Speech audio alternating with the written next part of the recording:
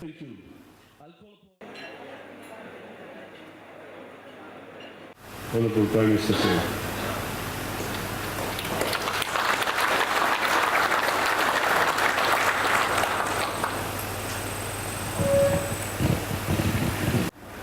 His Excellency Honorable Novotel, the President of Kiribati, Cabinet Ministers, members of the Diplomatic Corps, Chairman and members of the Public Service Commission, permanent secretaries, distinguished guests, ladies and gentlemen. Bulabinaka and a very good evening to you all. I'm delighted to be here this evening for the annual awards, and especially in the year where we have such a distinguished guest speaker. His Excellency, the President of Kiribati, is a great friend of Fiji, and it's always a pleasure to spend time in his company. As you all know, he's in the front line of the fight to get the global community to confront the challenge of climate change and rising sea levels.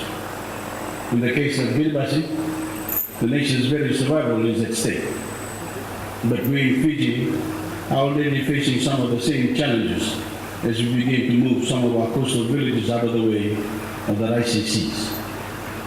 A new report released this week by the Australian National University paints a truly alarming picture of the fate awaiting Kiribati in particular, but also Fiji and the other small island nations. Based on evidence collected across the world in the past 2 decades, the sea has risen 20 centimeters since the start of the 20th century because of global warming. They went back 35,000 years for this study, plotting the height of seas around the world at various times in our history. The rise since the start of the 20th century, 114 years ago, is as much as the rise for 6,000 years before that. It is truly frightening, and both our countries are in the process of being swamped by this deluge. In the case of Kiribati, a nation of low-lying atolls, the consequences are potentially catastrophic. Before long, Kiribati as we know it may cease to exist altogether. And President Tong and I, along with other Pacific leaders, have turned our minds to what we might have to do in a worst-case scenario. As many of you know, Kiribati has purchased a portion of land in Novotel to ensure its long-term food security. Fiji has said that we will not turn our backs on our friends in Kiribati in their hour of need. If their islands are eventually submerged, we are prepared to give them new homes here with the assistance of the international community. As it is, that may still be a few decades away.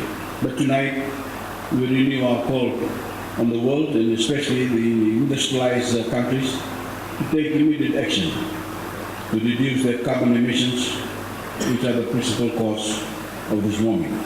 Once again, during my recent visit to New York, I told the United Nations General Assembly that history will be very harsh on these countries if they selfishly insist on putting the health of their own economies before our survival. Unfortunately, the reality is that there's not much we can do beyond calling on the global community to face up to its moral responsibility towards us. But I can assure you, Your Excellency, that Fiji will stand shoulder to shoulder with Kiribati in this fight, along with those other nations that could also sink below the waves altogether. We look forward very much to hearing what you have to say in the near future with regards to global warming. Your Excellency, ladies and gentlemen, as you all know, these awards are to recognize excellence in the civil service.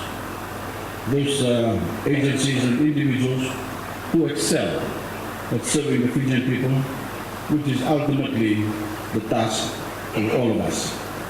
Tonight, we'll be shining the spotlight on those who are role models for others and exemplify the best traditions of the civil service: dedication, efficiency, honesty, integrity, empathy, and consideration for the ordinary Fijians you serve. I want to congratulate all the winners and also say this: we want everyone in the civil service to also achieve standards you have set. We want the excellence that you exemplify to spread throughout the entire government workforce, so that the Fijian civil service gets a reputation for being the best in the Pacific region and one of the best in the world. To this end, my government has already signaled that one of the main priorities in our new democracy is to reform the civil service to improve the overall standard of its service delivery to the Fijian people. We intend to do this methodically and well, and I have made it clear that we are going to work with the civil service as we make these changes and not against it. I realize that there may be a degree of trepidation on the part of some civil servants about what we might be planning. That's only natural, especially in a bureaucracy where the very idea of change tends to be resistant. People get used to the way things are and the way things have always been done, sometimes even when they recognize that those things might have outlived their usefulness.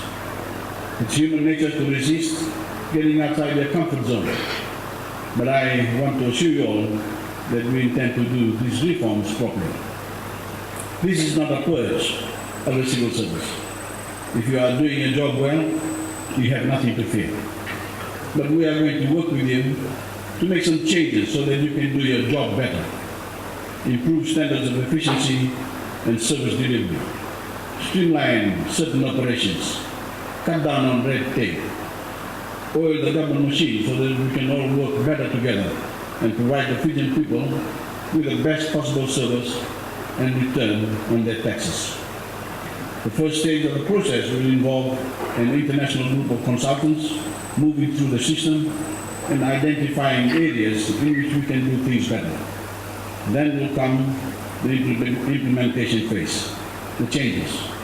Some of it may be challenging, but it will also open up new opportunities for many of you. We want you to be more engaged, have more interest in the job, and enjoy it more. And we want to open up new career paths, particularly in specialized areas, so that more of you can see a dynamic future in government service. Those with specialized skills also deserve to be rewarded for them. So we intend to introduce different pay structures that recognize those skills and encourage others to acquire them.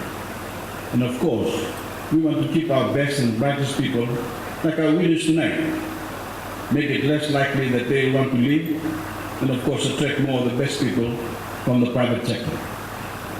So my message to you all tonight is, don't fear change. Embrace it. Because you will come to realize that it is good for you, good for the civil service, and good for Fiji. It is part of our vision to transform ourselves into a modern and dynamic nation state and a genuine beacon of good governance in our region. Your Excellency, ladies and gentlemen, all of you in this room are already contributing to that vision, and tonight is a night to honor that contribution. To all the winners, congratulations, and to everyone, enjoy the rest of the evening.